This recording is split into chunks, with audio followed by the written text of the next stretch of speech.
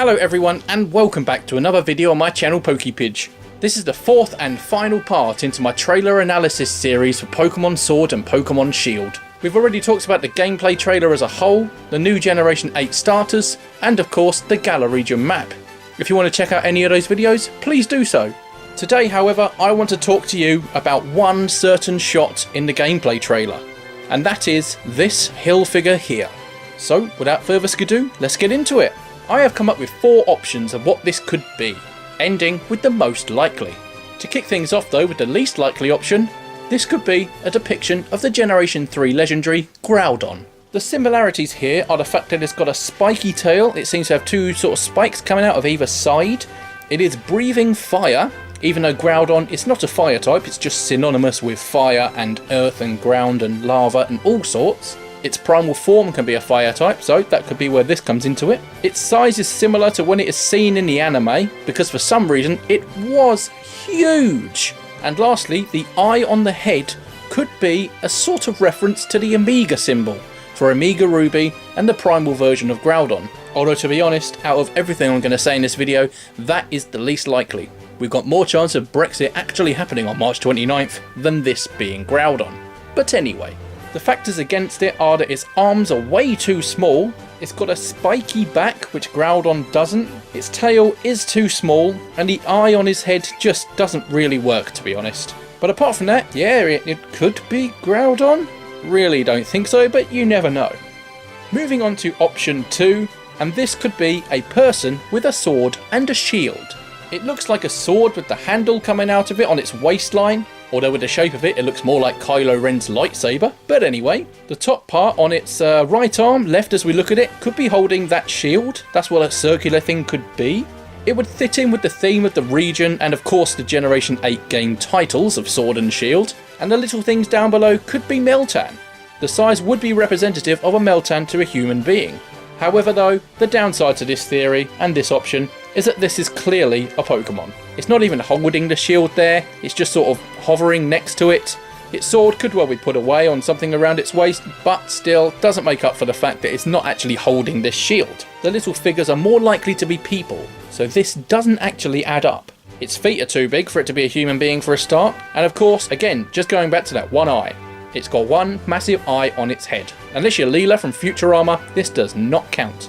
But anyway, moving on to more likely options in option 3, this could be a new Pokemon, but a non-legendary. It clearly looks like a Pokemon. I mean, for a start, that has to be a tail by the way it's positioned. It has a spiky back, unlike any people do. It has the giant eye on its head to go back to it again. No people really have that.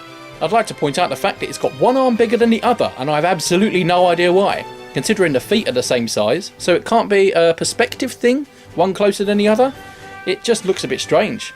Maybe this is going to be incorporated into its new Pokemon design. There's been a leak on 4chan that so far has come true. They said the games were going to be based in the United Kingdom and that they were going to be called Sword and Shield. But if you looked at the internet at any point trying to find news on these games, it was heavily hinted that these games were going to be based in the United Kingdom. And apart from calling it other obvious Pokemon names such as, you know, Pokemon King and Queen or Pokemon Leave and Remain, Sword and Shield was a very likely option considering the lore and history of the UK. So this could have just been a lucky guess. The leak on 4chan says that we're going to be getting a metal snake and a wooden horse as legendaries. Considering the fact that we've got this hill figure here that clearly is a Pokemon, and considering the fact that on the top of the Sword and Shield logos we've actually got wolf heads, I don't see a metal snake and a wooden horse being involved in this whatsoever. The downside of this being a non-legendary is that who would put a non-legendary Pokemon on the side of a hill? The size of it is obviously emphasising power and strength and just brutality, to be honest, which is why it is far more likely to be option 4. The fact that this is a legendary. And like I said before, I think the fact that it's on the side of a hill and that people have chose to create this image proves that it has to be of some sort of superiority, like a legendary has.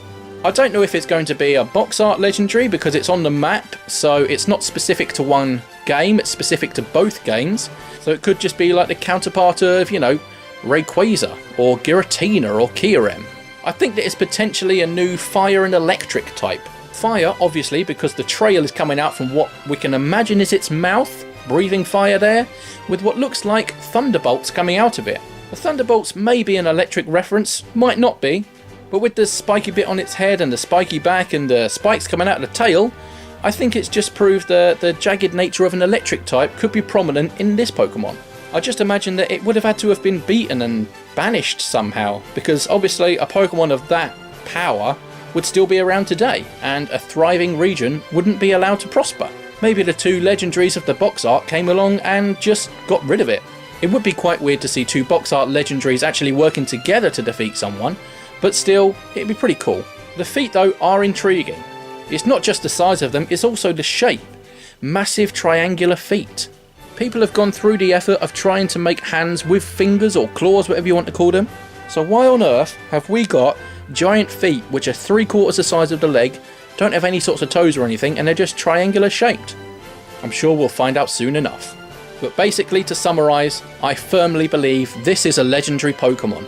I don't think it'll be a box art legendary. Like I say, I think it'll be a counterpart of, Kyurem, Giratina or Rayquaza.